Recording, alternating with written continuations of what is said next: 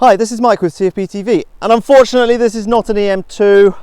I'm actually out in Canada being hosted by Rob of the British Muzzleloaders channel, and one of his buddies who's out helping us film said, Mike, come over to the truck here, and pulls out a drawer in the safe, and there's this sitting here. And I happen to be wearing the uniform for other things we're doing, and we thought, well, it looks a bit like an EM2, it would go with this uniform, so why not? So that's where we are. Anyway, this thing is a Chinese Type 97, Canada legal, unrestricted, semi-auto bullpup rifle.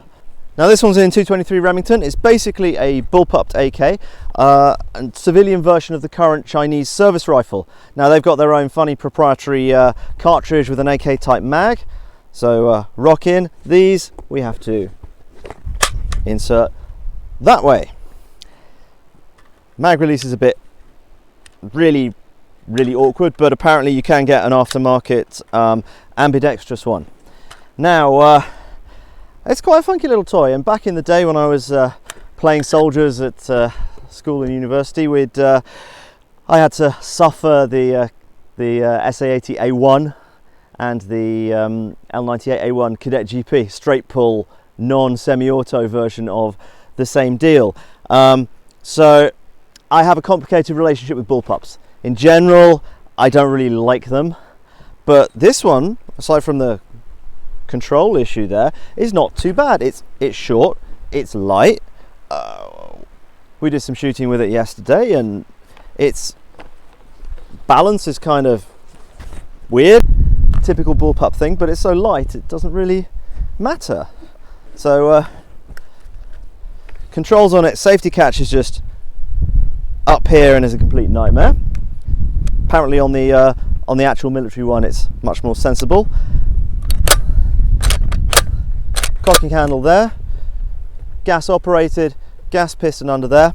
I'm not going to take it apart, sorry.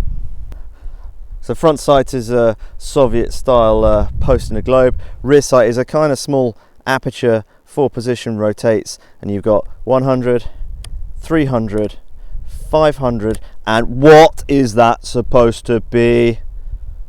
I've absolutely no idea. I'm sure someone in the comments knows what this is supposed to be, but that does not seem to make any sense whatsoever. So let's put it back there. On the front here, you've got a 3-position gas regulator, normal, off, and excess, marked 102. Sling on the side, and its owner has made an SA80 type sling, which isn't bad. Now the trigger's kind of spongy, and it doesn't have a clean break point, but it's not too heavy, it's not too bad at all. Now there's no external hold open, so you have to reach up inside like that to get your finger in there to actuate it from the inside, so it does hold open on the last round. So because we're out here in Canada, I can do things I can't do in Switzerland, like actually shoot this out here in the middle of nowhere.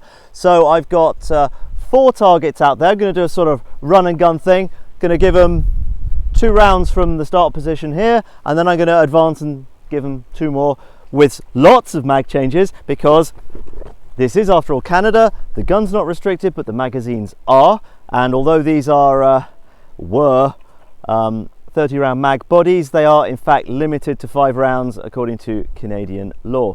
And because I don't like dropping mags around, and they're not mine, I will be returning them to a pouch. So let's give it a go, shall we?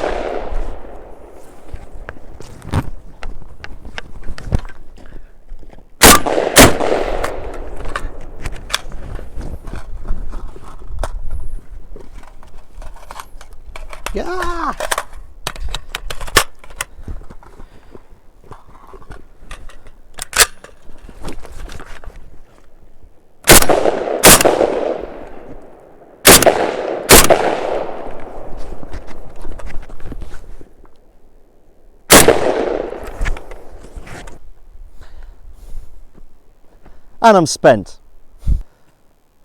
So 4 hits on that one. 1, 2, 3, 4 hits on that one. 3 hits on that one. And 3 hits, but only 3 rounds fired at this target because I only had 15 rounds. So I think overall this actually handles pretty well, aside from the dodgy mag button position. I decided I'd do a bit of left hand, bit of right hand, and didn't really think about where I should have put the mags in the pouches, but that's just me. Anyway, yeah, safety catch is not in a good position, but this is an awful lot of fun. Only 2 complaints about it really are extremely short sight radius, bullpup problem. There is a scope rail on here, proprietary. Apparently guys are modding these and cutting them down and having a little flat top thing and a sticky out cocking handle there. It's very, very short. One thing I like about the only thing I like about the SA80, let's be honest, is that it's actually fairly long. This is far lighter. I mean, accuracy, practical accuracy at close range, obviously, it's never going to be in doubt. That trigger's fine. It's really, actually, I rather like it.